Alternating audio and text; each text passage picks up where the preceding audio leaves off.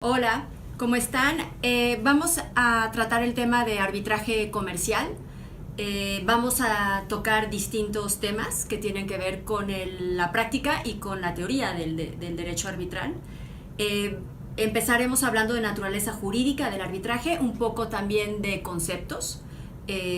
discusiones que han surgido a lo largo del desarrollo del arbitraje en México respecto a su naturaleza jurídica, a su alcance constitucional, y haremos una breve introducción sobre este tema. Les voy a recomendar también algunas lecturas para empezar a hablar de arbitraje e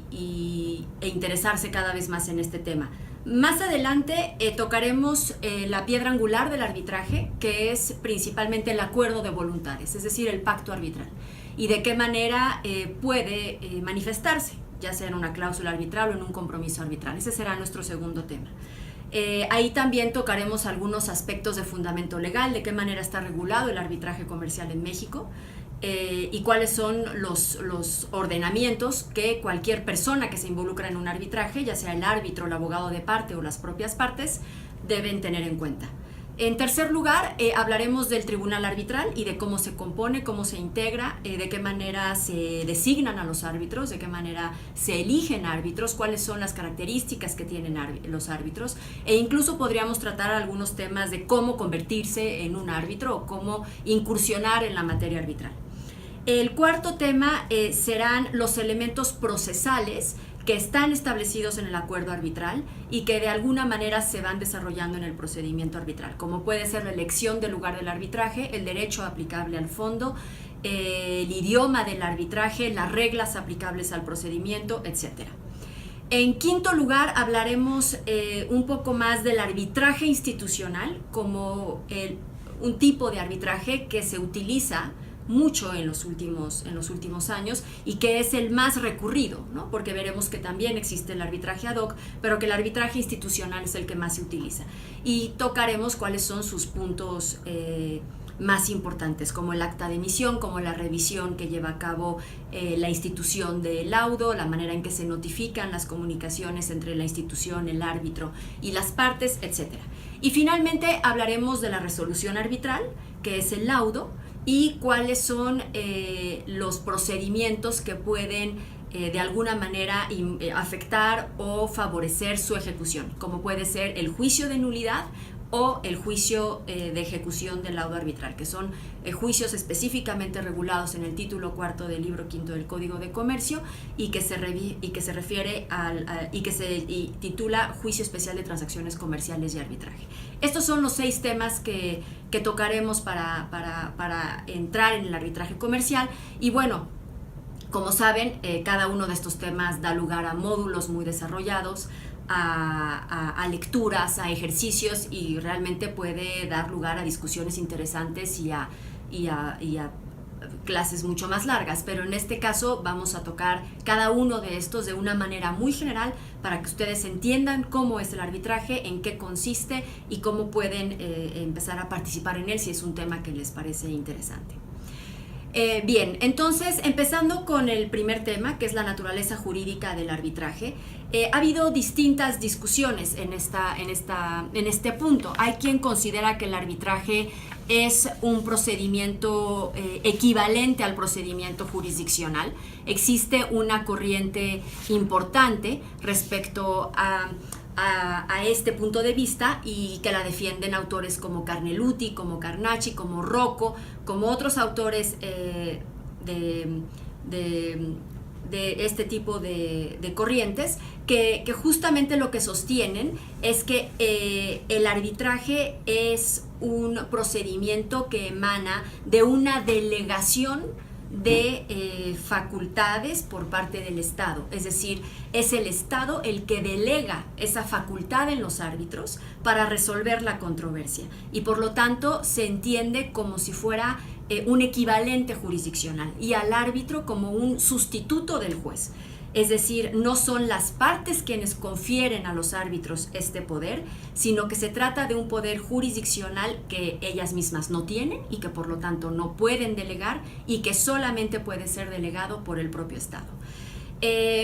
En esta corriente, pues el arbitraje se entiende como proceso, como como una serie de actos concatenados que están encaminados a resolver un conflicto, y como les digo, la facultad del árbitro no emana de lo que las partes deciden o no, sino que es una facultad delegada por el propio Estado y reconociendo a este tercero como un equivalente o como un sustituto del juez. Privado, pero finalmente sustituto del juez, y cuya facultad, insisto, emana de la propia facultad estatal. Esta es una corriente, como les digo, que se conoce como la corriente jurisdiccionalista,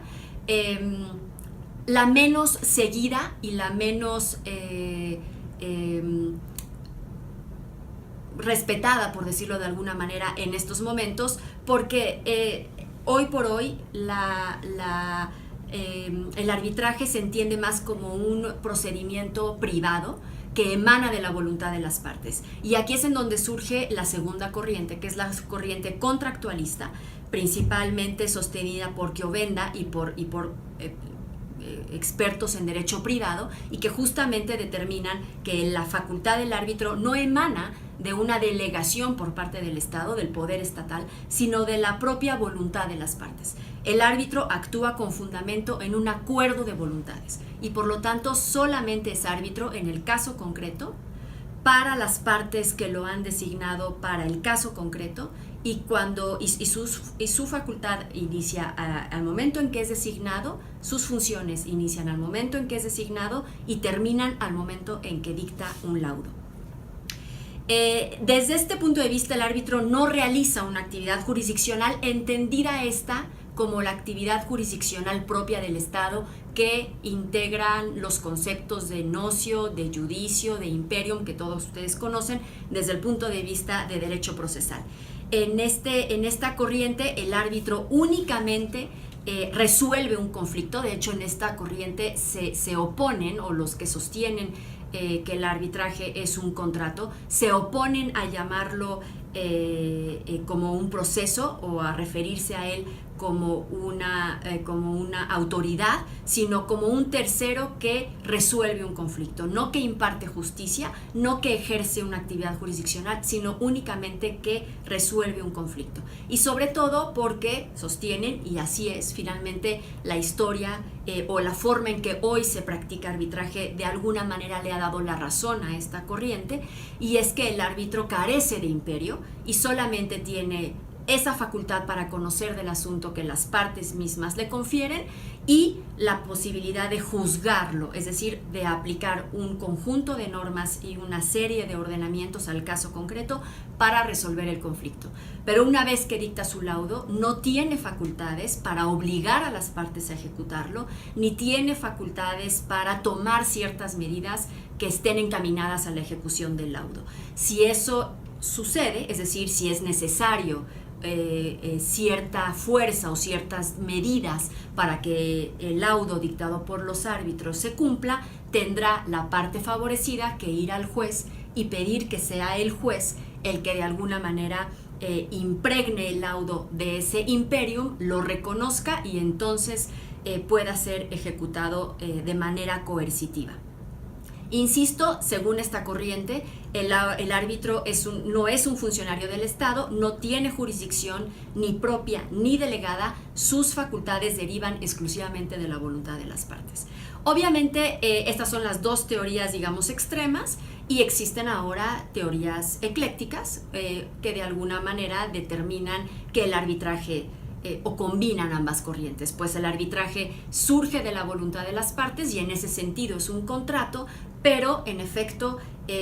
supera los efectos naturales de un contrato y tiene efectos procesales, porque en efecto se trata de un procedimiento que se compone de distintos actos concatenados. Entonces, un poco la combinación actual o la corriente actual es una combinación de un origen contractual con una posición procesal que sí reconoce que el arbitraje tiene una serie de actos relacionados entre sí, en donde surge un conflicto, se presenta una demanda, se presenta una contestación, hay un periodo de ofrecimiento de pruebas, una valoración por parte del tercero y el dictado de una resolución que pone fin al conflicto. Esta es la discusión desde el punto de vista de naturaleza jurídica del arbitraje.